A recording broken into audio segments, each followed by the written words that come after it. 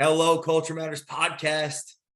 Today I have a treat for you. Before I introduce our guest, here's a quote I picked just for this episode. When we are no longer able to change a situation, we are challenged to change ourselves.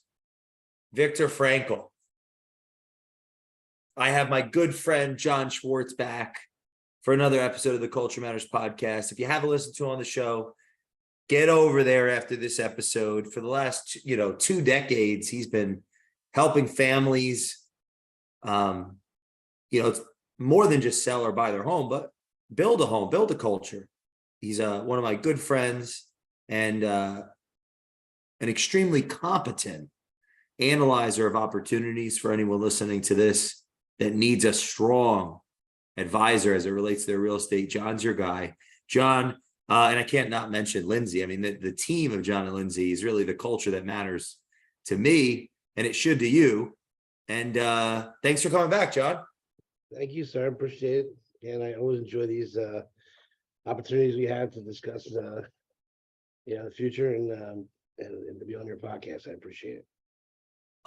We were talking about in a recent episode, the shore not have and some of your thoughts around where real estate could go. What do you mean when you say, every bubble bursts, but the shore hasn't? What do you mean by that?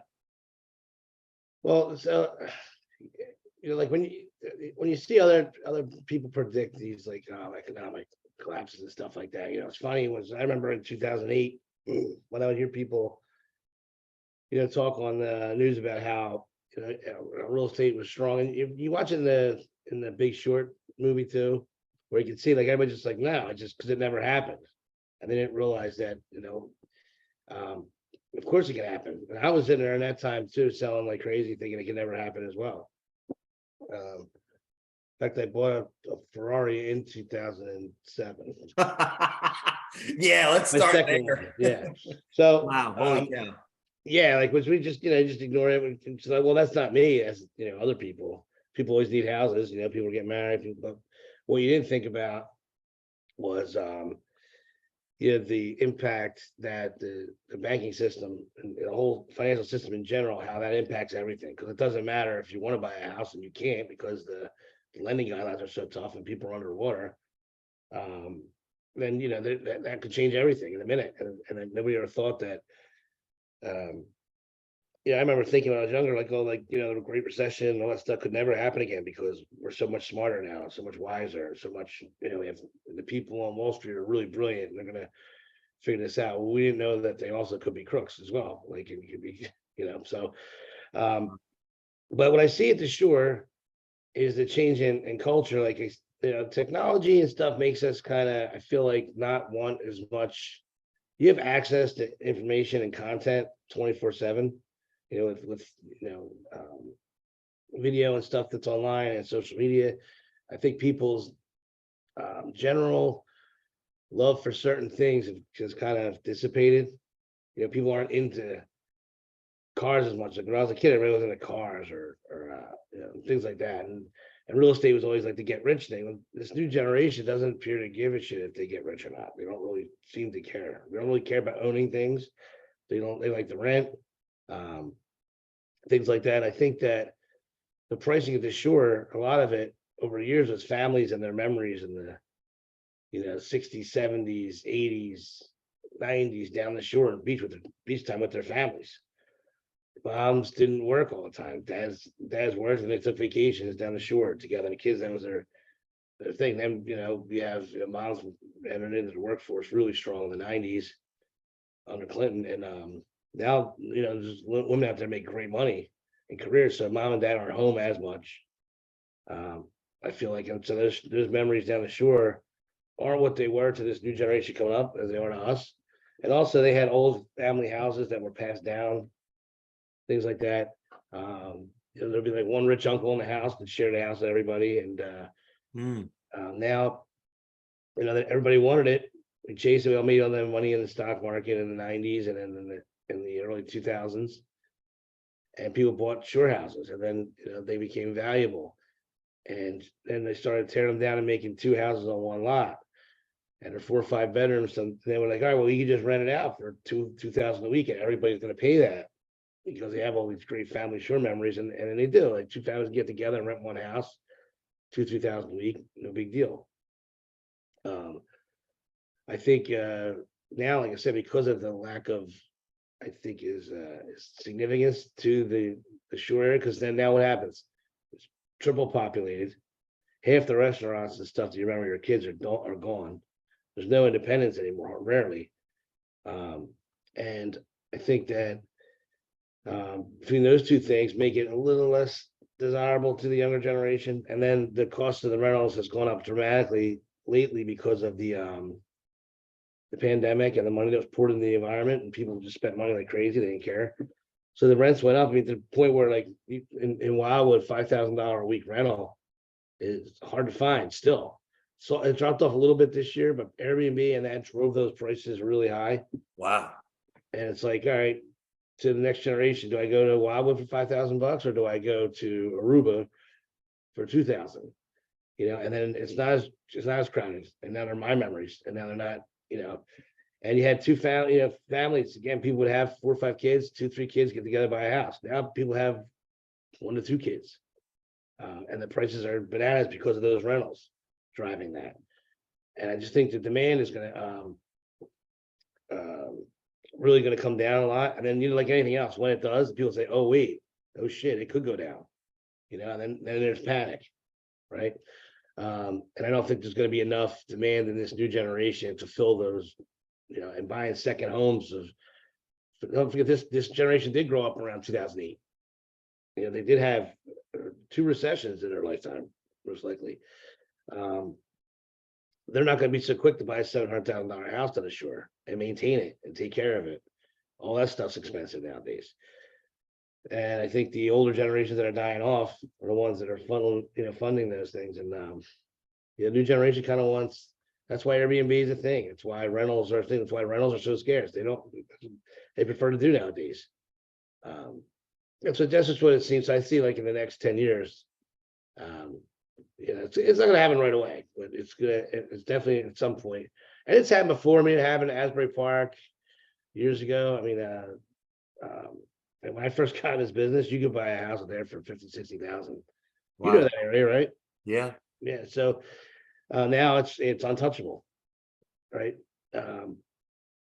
Atlantic City was crazy cheap. Now it's starting to get a little expensive just because of the price of everything around it. So I think there's something that a market that nobody thought could ever go down, I think will in time. And I actually had a guy that's like a blue collar guy from the city I was talking to. He said, "Why would I ever buy a shore house?" And I'm like, "Well, you know, because the appreciation, it goes up." And then he's like, I rent one every year. I pay $30,000 a year. I rent the season. And like, we were just wasting that money. He's like, "Tell me how." I'm going through. Just tell me what it will cost. He's gone through. He goes, "Oh, $30,000 a year. If I'm 50, I'm going to do this probably another 10 years. That's $300,000. If I buy one for $700, and I pay the mortgage, the tax, and all that stuff, I actually add it up. It's going to be $450, and that's without maintaining it, utilities, everything else. And like, just from a real common sense standpoint, he's like, it doesn't make sense. Why would I buy one? And this guy's got money to do whatever he wants. You know, I never really kind of looked at it that way. There is, you know, there's tax advantages, there's other kind of stuff. I mean, it's not, you know, but it's getting to a point where that spread is so different. It's not because of the appreciation you're saying from these macro factors like the pandemic. So many people went to the shore. Right. And then over time, the demand, right? So our generation had that huge demand, and our generation made money in the 90s. So we had it. What we bought the ultimate, you know, fuck you thing to everybody. I got a shore house. That was like the biggest status symbol you could have, especially from Jersey, Philly. Listen to anybody that has one, they never shut the fuck up about it. I had one. I had a couple of them, you know, but so, right?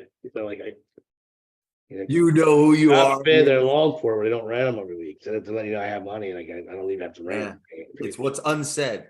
Right. So, you know, so now I see double the demand because they built 2-3 houses on one lot all across. And then when you see down the road, the future generation, right? So it's like my kids never talk about I have intelligent kids. I mean, my daughter's, she's gonna be 21 this weekend. So I'll give her a little shout out that Friday. Oh, nice. Yeah, and then and my son wants to play quarterback in the NFL, not to be a millionaire, just to be on TV and do it. My daughter is getting her banker's license to work. She just have a decent quality of life. She graduates college this year as well, but none of them say, "Hey, I want to someday have my own shore house, my own beach house." Never, ever, and they had one when they were little. So I just see that the conversations the newer generation has isn't going to be, "Hey, let me go run down there and go and just spend a boatload of money on something to give me some significance," because their kids are a lot more. Also, they have a lot more significance nowadays on their own. They're more confident. So I just see the between the decreasing demand and the higher amount of properties that are going to be available. So that's where I see it start to decline a little bit. The prices on our regular market, they still don't make any damn sense to me right now. But I mean, it's just because it was such a quick burst of, and I think again that was a lot of the pandemic money coming to the market. And everybody does want a house. Everybody wants a primary. And also the investment impact of the shore, I think, is something our generation did more. We invest, the Gen Zs, and we invest in things. We want to make money and grow and things. I don't think the younger generation cares as much. And I think you can see that across society, right? I mean, everybody wants to just do nothing and get paid, So I see that. I see that between those two things, I think, and big hedge funds are buying stuff up, right? Why? Why is BlackRock buying every freaking residential property and get a hold of and rent them out? Why do you think? Because the new generation, that's what they want to do. They want to rent out. You see them building apartments everywhere. They want to rent. They don't want to deal with anything. It's probably moving toward more of a socialist society than that's what it looks like to me anyway. Now, where's the opportunity in your mind?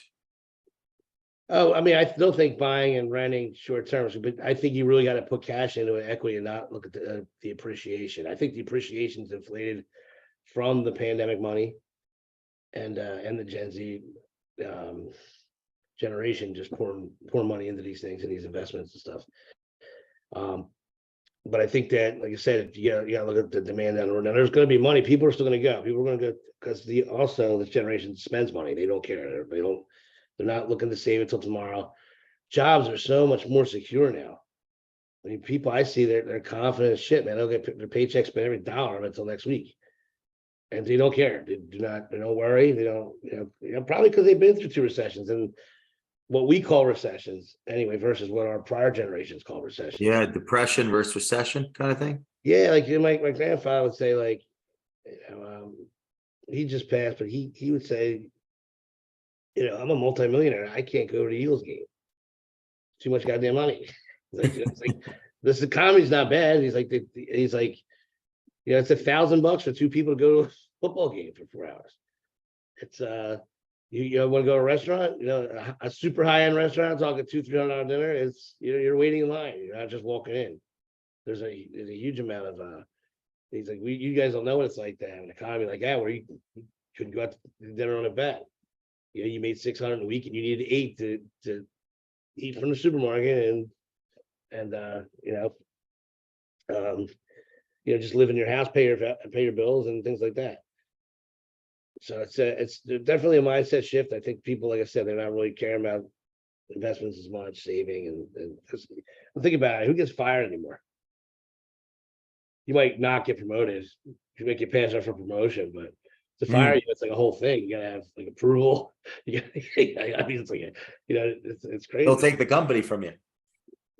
I'll be honest. I get jealous. I see some of these things like this guy did all this stuff, and I mean, somebody did something horrible, and the company they buy them out. Like buy them out. When it comes to being an advisor in real estate transactions, do you think that it's important to have a theory or a hypothesis of what's going on, and why, if so, or does it not matter? No, I think you have to know where it's going, ahead of time. Like I said, I think you got to know where it's going, just so you can make informed decisions. I still think the shore is a good investment. I think any real estate's a good investment just because of the laws favor it, the tax laws favor it. And owning property means you're not making any more of it. So it's always a good investment for the right person, but I wouldn't go and bet my future on it. I wouldn't leverage my, finances to do it. I wouldn't borrow a bunch of money. But I think that's what you're going to see in the future. You're going to see the people that do it. They have real money, cash, and they're putting it down there and going to do really well. But you got to know where it's going, so you don't get in those predicaments where you just say it's always going to go up, or because it's not. Like anything else, it's not always going to go up. It's funny. I saw the other day somebody's like one of these talk groups, and it said about somebody getting an appraisal on their house and before they put it on the market.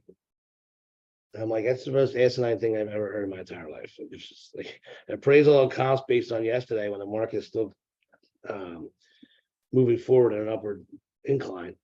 Now you're married to that appraisal and there's no sale contract to back it up. So your appraisal is going to be super conservative. You're just going to pull the house in your development and you're going to go on that. When there's a contract there, their job is to support that value, and they'll have the contract price, which is the market value, and then they're going to go and find the comps to support it.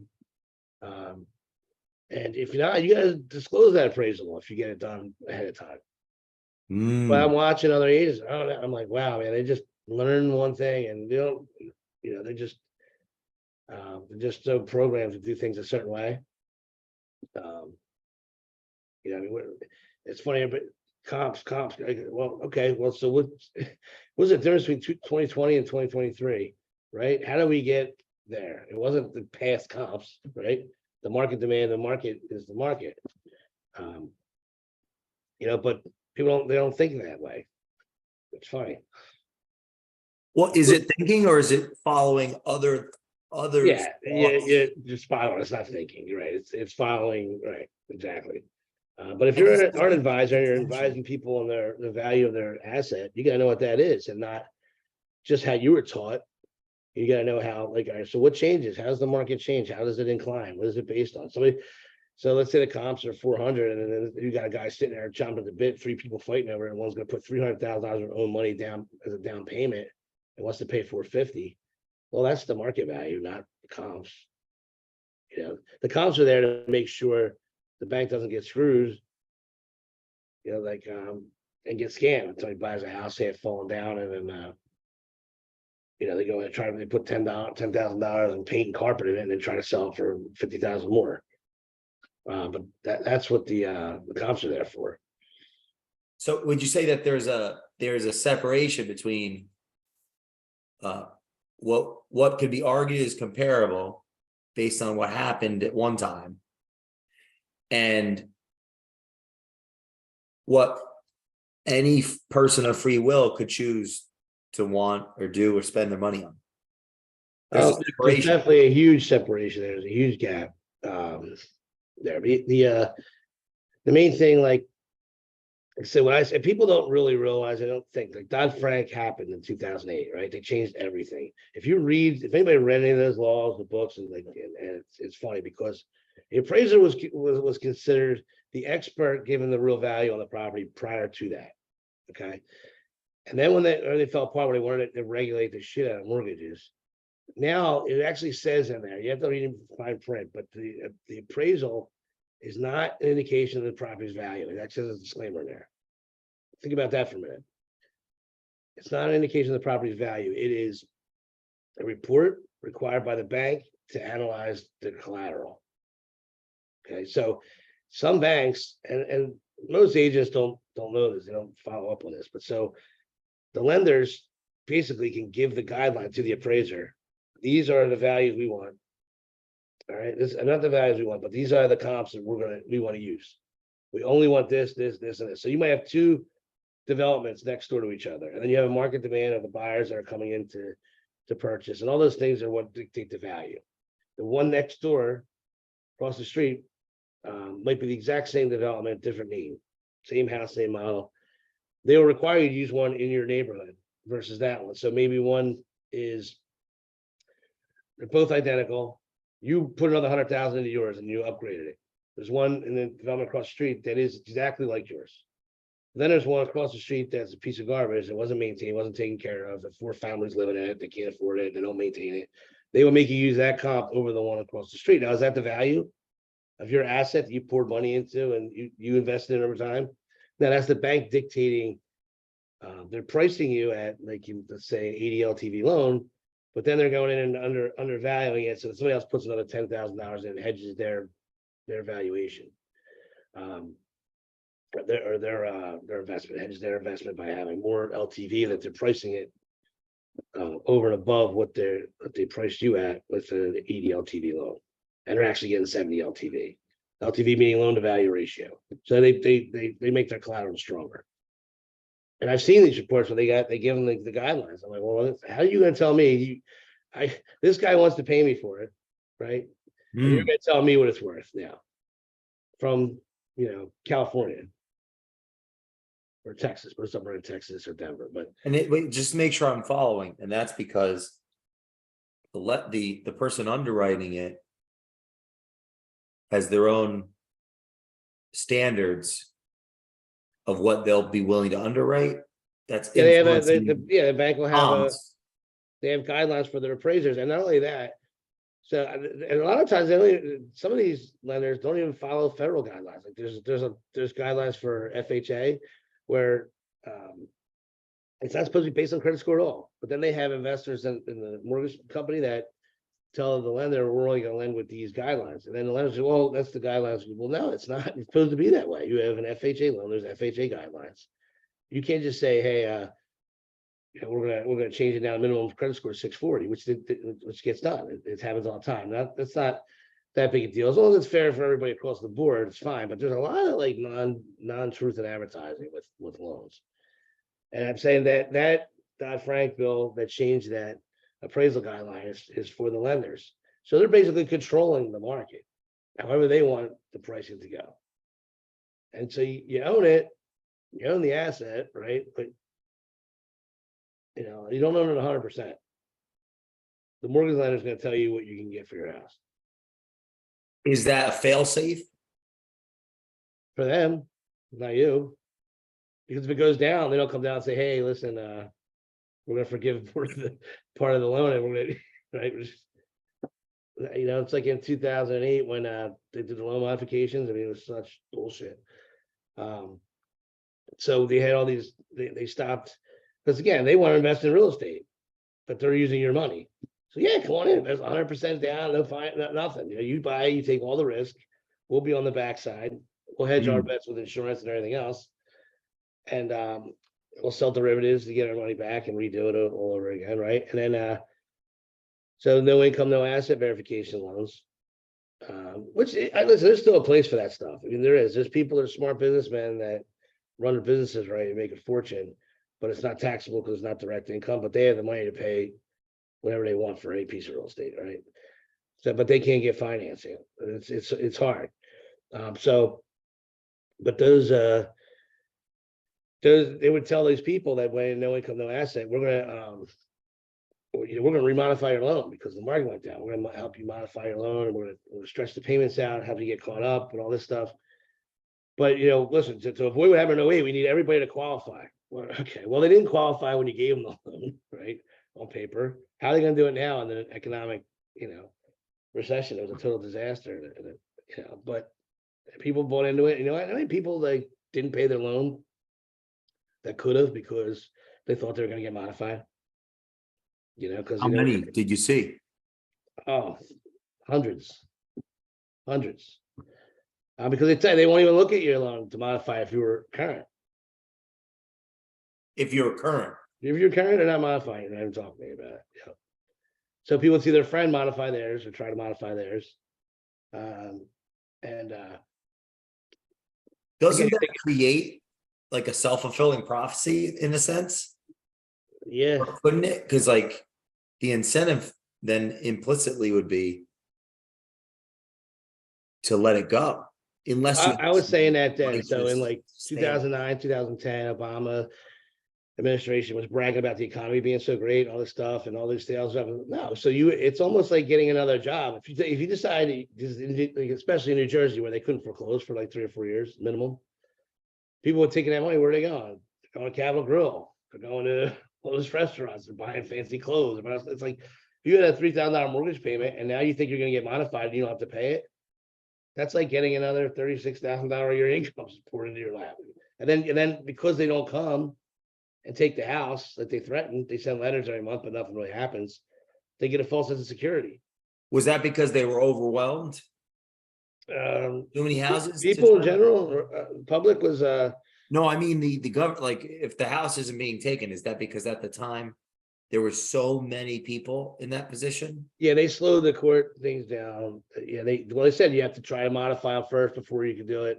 Yeah, they had to go through the modification process was so Oh, and people, so you had to do it, you had to talk to them, you had to give them all these workout options, the banks before they could even foreclose. And then the court systems were overloaded with them. And nobody wants to throw anybody out of the house. So the judges, like, they're elected officials, they're elected. They gotta go and they're not throwing anybody out of the house. They don't get known for that. So they just kept kicking a can down the road. But eventually what happens is those loans get sold off after they're so far in default to a hedge fund, and they don't care. Yeah, they're booting you out, so but I think like that false sense of security created a false economy back then, a headline economy, which corrected itself back in 15, 16, 17 a little bit. Things started yeah, I've heard that from some people. What was that like that time? That 15, 16, 17. What were you saying? When I was selling foreclosures. That's what you were doing then, right? You were killing it. Yeah. I mean, it was funny. I was selling houses that I sold before, but people started getting money because their credit started getting fixed and stuff too. Like some of them got sold, and the loans got sold. People rebuilt, bought other houses. You'd be surprised, man. I sold houses for people that you never would have believed they were in foreclosure at all. Because again, social's out. They're out here at this place, or at this place, or driving this car around that, and I'm like, oh shit, I know these people, sometimes, so I gotta knock on their door. Wait, you mean social media is not real? Yeah, I mean, believe it or not, it's not 100% accurate, right? Exactly. What was it like? So we were in a real estate sense, I guess a reset, or what would you call that? It's 15, 16. Yeah, 17. Correction. I would call it correction. What's the difference in a correction, a recession, like a depression? Well, I guess we know the depression. That's pretty clear, right? Nobody has anything. But what's that mean? Like, to me, a correction is more like it was overinflated. That value should never been there. It wasn't based on anything real. Like, so again, you had super easy financing.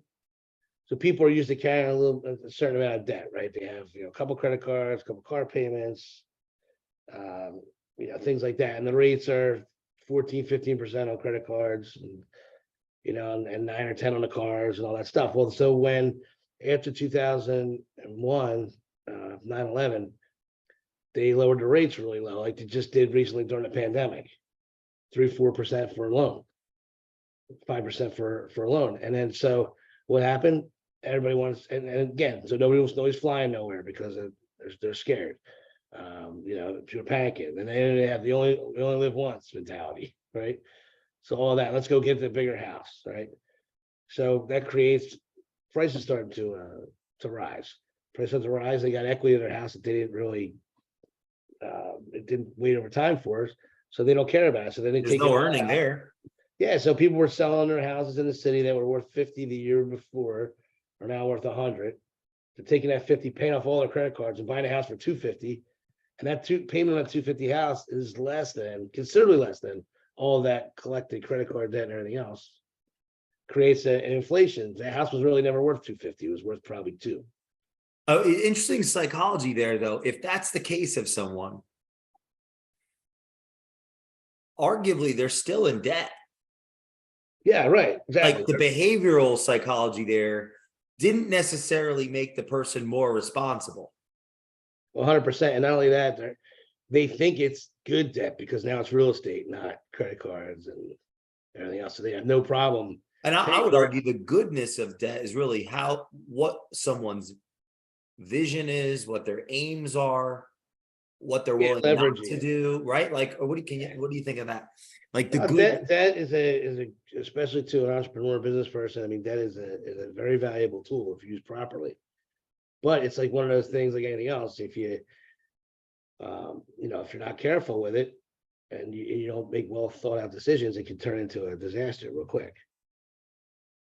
You know, how many times you see like business people that they're leveraging debt and they're killing it. They think they can do no wrong. They make one big giant bet and then it's all gone. I've seen it with real estate people that thought that they could never do wrong. And especially when it was going up in like 2003, 4, and 5, they would go buy new construction and just because there is a demand for like new construction now versus new construction to be built. There's appreciation in there.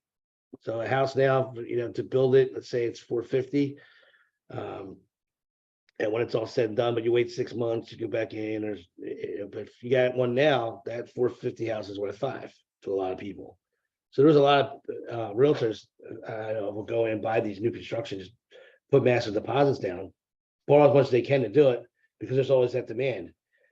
Well, and then what happens? A bunch of them are doing it. They all get FOMO, so they buy everyone whether it makes sense or not because they're afraid the other guy's going to get it, and they start pressing those on. So what they do, they again like everything else, presses the prices higher, and then you get the recession comes out, and you got deposits down houses that are being built and they're non-refundable in those scenarios. You might have $50,000 down on 10 houses. They announced the depression today. Those houses ain't built until 6 months from now. And you just got to sit there and just watch your money just dissipate, right? But if you do it smart, you're not too leveraged. I think that's the biggest thing. I think people, especially investors, and I'm seeing it now at these flips, they get FOMO and then they don't want to lose it. So they just buy. And then, like when you do that, you buy one, you made some money. Good. You buy two, you made some money. You buy three, you made some money. You got to make sure that when you buy the fourth one, you got enough to cover it. Because what's going to happen is you're going to have, too many houses, and then you get one bit. Now you can't swallow that little bit of loss and keep going. You just it takes everything with it. How? How? I see that a lot. So I think how do you see it though? How does that because there's people listening to this right now that that's them and they don't know it. Ask yourself if September 11th happened today. I want to be in the airplane business. So so with as far as real estate goes, you should always know, hey, what if this happened? Like, what if it happened before, like it did in 08 today? Am I gonna be okay? If you're not, if that answer is no, then don't go forward. Take some of your money off the table. Take some of it off and wait. If there's nothing there today because everybody's running, that should be your first sign that when everybody's buying just to buy it, the numbers don't make sense. Because that's happened too. Like, a lot of these things, people buying flips 2 years ago, it made no sense on paper because those prices were never there. They're speculating, like I was just talking about earlier, where the value is going to be. But it's different than a homeowner doing it on their investment, their properties they own, their private residence, versus an investor doing it, just hoping it's always going to go up. You got to know to leverage yourself so you're not too into one investment that could everything gets its day, right? So you don't want to have too much of your net worth tied up into one thing, and then next thing you know, something bad happens. Could be anything. It could be a pandemic. How important is it to have a longer term view when it goes to investing in real estate? I think it's crucial because you got to be able to see these things. Like I said about the short, you have to know that where's the value at anyway? Why are these prices going up? Where are they going? Is that going to happen forever? Because if these rates that went down to 2 or 3%, that's not happening under every administration because you're just kicking the can down the road. The conservatives are very conservative with money long term and saving it, and they don't believe in kicking the can down the road. They want to take care of the laws now, get things running in the direction that they see. Right. So an election could change everything in your investments. I remember in like 2014, 15, everybody was talking about it, everybody was afraid of they were going to take away the the Homestead Act, we're gonna modify it to where you can only make so much on your house. Well, that changes, anybody that the people with high net worth that buy, some people buy real estate just for the tax benefits. So if they change that little law, it could drastically change the values on the higher end stuff, especially. Most times these wealthy people that buy these big houses and stuff, a lot of them, it's not ego as much as it is, it's a good investment. It's tax free. If you're a physician, a doctor, and you're making 2-3 million a year, you're a surgeon or whatever, you don't have any tax write-offs for yourself. But real estate is. Most of these shopping centers, they most of them lose money. Shopping centers. Wow. Every year, but yet they sell quickly, immediately. That's because millionaires buy them for the tax shelter or the depreciation value. I mean, just for that, the depreciation to them is more valuable in their tax return than it is the income is to the property. And why? I have people, regular investors that don't know that. They'll come in and buy this. Like, yeah, I want to buy a shopping center. If I figure I'd pay this for it, this is what it's worth. I'm like, well, you're not in that game. You're not in that business. That's why would I buy that? Lose money. Exactly. Put this to bed. This isn't you. This isn't you. That's not your wheelhouse. Not where you play. How important is it to understand taxes? Oh, it's huge because it's funny. It's like 40% of your income. So, I mean, if you don't know that, it's like add another 40% to your paycheck. So, you could spend a lot of time just reducing your taxes. It's probably bring you in more income than it would if you actually earn more money. Just think about it. If you need 40% to cover, right? I remember my dad was going to move to Florida, and he's like, it's like almost like free for me to move there because what they're paying the income taxes in New Jersey, and the property taxes and everything else. He's like, and on those low taxes in those states, the red states, the cost of goods for everything else is lower. So the cost of living is lower, car insurance is lower, no state income tax, no, your property taxes are 2/3, and then I mean it's between all those things that adds up to making more money because when you're older and you're looking down the road towards retirement or semi-retirement, saving money is a lot more. You're not going to make a lot more because you're trying to work less, right? Yes. Yeah. That's your business. So that's like earning another 100,000 a year for people that are they're making good money at that time. So yeah, tax I think is something really people should look into that a lot more than they do. Especially if you're working a regular career, like where you work for somebody to get a paycheck and you have to really work on trying to reduce your taxes because it's tough if you're just living in that scenario. Buy a business, something that you can get you some depreciation because that comes right off your income. And that's what my dad did. He bought houses as rentals, and he didn't go crazy. He didn't buy. They could have went and got 30 of them. He had, I think, probably at one time the most of your house, probably 4 or 5. But he would get it, rent it out for a while, and then after he paid it off, he would sell it back to the people and hold the mortgage on it. Because anyway, the mortgage interest income would offset the capital gains from being depreciated down to 0. And he did well because it was all basically a tax shelter for him. That's the main thing. We'll try to get rich off it. We'll have an income later on when you retire. If you're 16, you have 5 properties with 30-year mortgages on them, you're probably in good shape. And now at this point, you're not maintaining them, fixing them right, and they own them. You're selling them. You have the mortgage. Smart strategy. Yeah. It's like being the bank. Yeah, exactly. Yeah, exactly. And and because you think that's accessible to our listeners, a strategy like that? Yeah, it's easy. I mean, it's nowadays. I mean, I used to have to figure that out with a newspaper. You can go to Google.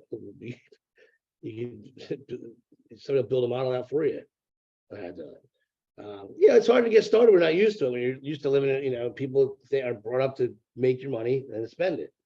Yeah, you deserve it. You enjoy it. Instead of taking 2-3 months and putting some money away, so you can get, a couple $1,000 together and put a down payment down on something, and then of course, like everything else, you're gonna have a ton of obstacles in the beginning.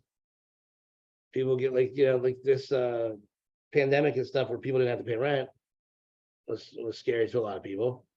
But then they came out with the rent relief program. People got their money back. But yeah, there's a wealth of information out there, obviously, especially if you talk to an investment, knowledgeable investment real estate broker, someone that's in that business, or a consultant that can actually, help you draw out a plan.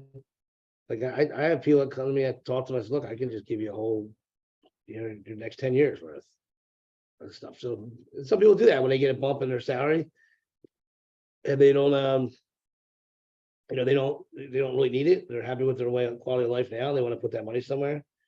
They'll ask you. I just had somebody call me last night, wants to buy some commercial stuff for the sole purpose of what we were just talking about. Wow. And I could tell by talking to him, I could probably sell this guy properties for 10 years. Easily. He's got more money than he needs. He doesn't want to get rich. He's already rich. He just wants to not pay it out. He wants to build something to leave for his kids. And he wants commercial because he wants to reduce liability of dealing with families and things like that. Yeah, no, it's great. So if you think about the mindset of like, and we talked about it's not what you make, it's what you keep, right? So if you can just figure out how to get your taxes in order, and you can Google now, how does someone with a high salary avoid paying a bulk of taxes? Well, these are investments that are tax friendly. Charitable donations. There's just different things you can do, to help reduce that. And there's thousands of them. It's not even. You don't have to be a brain surgeon to do that stuff. If someone's listening to this, they want to contact you to do real estate investments, what's the best way? You can call or email us. My cell number is 856-308-2698. I say it's 24/7, but you get the idea. I'll listen to your voicemail in the morning if you call me late at night. But you can call it 24/7. And then my email is John@Swartz, SWARTZ, sellsnj.com. And we do sell NJ, we do PA and Delaware as well. In closing, what do you want the audience to take away from this, the theme of this conversation? Just to gain knowledge and to try to see the future based on what is going on, so you can make informed decisions. And then just ask questions online, you ask questions to people, talk to people, get in circles of other people that are doing it. And I'm not talking about the ones driving Ferraris running around and brag, I bought this with no money, I use the other people, that's all bullshit. Those people all crash and burn every single time. And you know what? They don't go around, anybody making money at something is not going around on the internet telling you how to do it for $50 a month or $100 a month. Their course is bullshit. All of them, I don't care. Every one of them is bullshit because people that are really doing it are doing it. It's not, it's valuable because it's scarce. I'm not going to give you all my investment options for $50 a month or $100 a month. It's funny, Jay. I feel like everybody in this, I was going on some kind of freaking rant, right? But why does everybody try to stop doing it when they're good at something right away? Why do they want the money, but they don't want to do the thing that they're doing that made them the money? It seems like, I must have saw like, I just see different, especially in real estate, gurus come up, like, and they're teaching everybody how to do things versus just doing it like they were doing it and building their business. Like it's, I see those things come up and people buy the course and they get a couple of hours a month coming, but then they always go back. It goes back and forth. But I'm saying it's to people is just get into a circle of people like you. If you are, if you're working, if you're, in a career, the page I sound, and you want to start getting investments, get with other people that are in careers, and work together and talk to each other, and come up with ideas that work for you only. Because it's not the same for everybody. A 23-year-old single guy versus a 50-year-old with 3 kids going to college. It's a totally different mindset strategy. Real estate doesn't work the same for everybody. You got to tailor it to your needs and what your goals are. So I think that's to be the biggest thing, like I said, to make yourself comfortable working with people that are in the same situation. similar to you as much. Does that make sense? Yeah, I'm curious actually what you think are some of the reasons why people could, because that's an interesting question you posed. Why would someone stop doing something that really worked for them? What do you think some of those factors could be? Um, I don't know. I think because I don't get it sometimes. I mean, look, I think maybe they just get motivated. Maybe they didn't love it in the first place. Maybe they did it because they wanted to make money. And then they see, you know, oh, maybe the significance of the ego thing. Maybe it's ego. I mean, everybody wants to grow, right? So like I built my team up back in 05 or 06, and then I wanted to own the office. And I don't know why I wanted to do all that. I was just for me, it was just growth. I just wanted to grow. That to me looked like the next step. But I never really looked at the broker owners around me, right? I'm like, why did I want to be, a broker owner? Well, because I was just growing. And I started this business on my own. I don't really have a lot of advisors. I didn't really have a lot of people to. And I got off to run quick. So I just wanted to grow. So the next step was the team. The next step was being a broker owner. And the market changed a little bit. I'm like, wow, I don't not want to be a broker owner because all these people are looking, they're upset. Like now some their fees are too high. This is that. It's all our fault. We're not giving enough business, not giving enough leads. When the market's great, all it is like, well, it's because of me. I shouldn't be paying anything to y'all. I created this whole thing. It's not. This is good expose. It's really Yeah, but I didn't really do it. I didn't look around me at the other brokers. They're not pulling up in a friggin', a brand new Mercedes coming out with a suit and tie on. They look disheveled, angry, frustrated, old, beat the fuck up.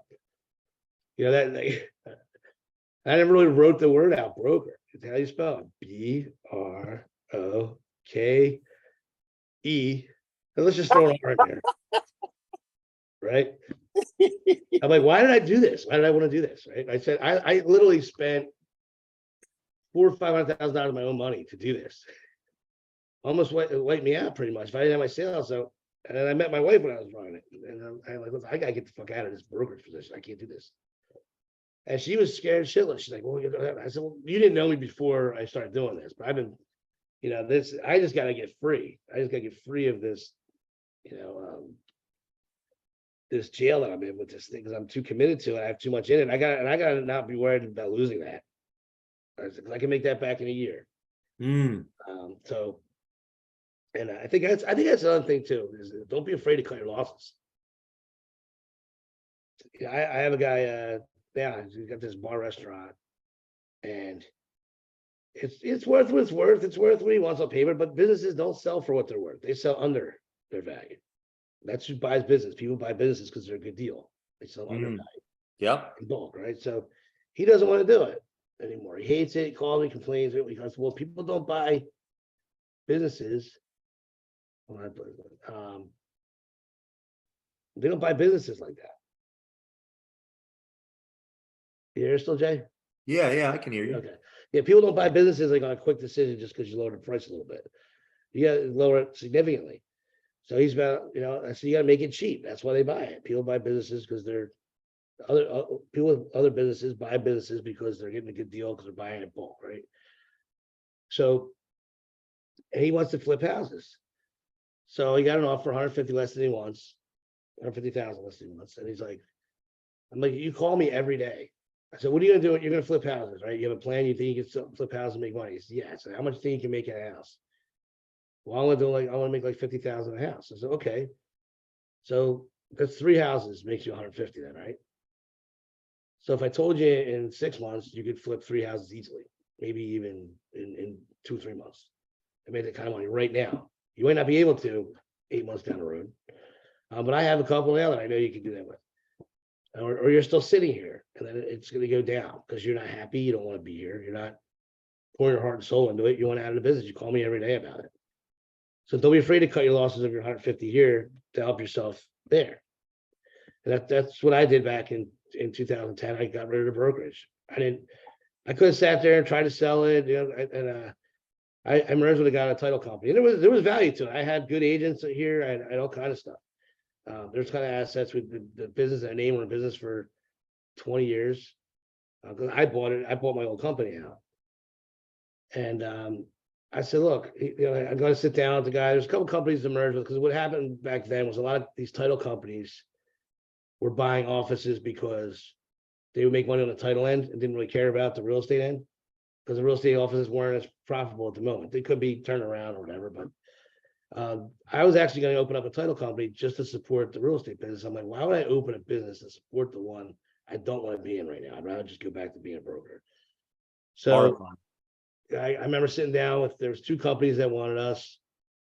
And he gets down, this guy's got a calculator. I'm going over the numbers. I said, no, listen, we're not going over numbers. I'm going to give you the fucking keys, and I'm going back to being a broker. And I'm not paying it up for a year. That's it. The numbers don't make sense, so I keep it. So if we're talking about numbers, it's not going to happen. But I lost on that. I could have sat there but you know what? If I sit there trying to scrounge out of 50,000 or 100,000 on somebody against the 500 I lost already, what's the difference between 4 and 5? Nothing. If I'm out there in the right headspace, working with the resources that I know I have, that I'm confident with, I know I can go out and crush it and make up that money in a year. And I'm not going to get upset about it. I'm not going to cry about it. It is what it is. So if you do, like you said, with any investment, there's always going to be a loss somewhere. You just want to try to see it come before it's too bad, and make sure that you can come out of it on your own. So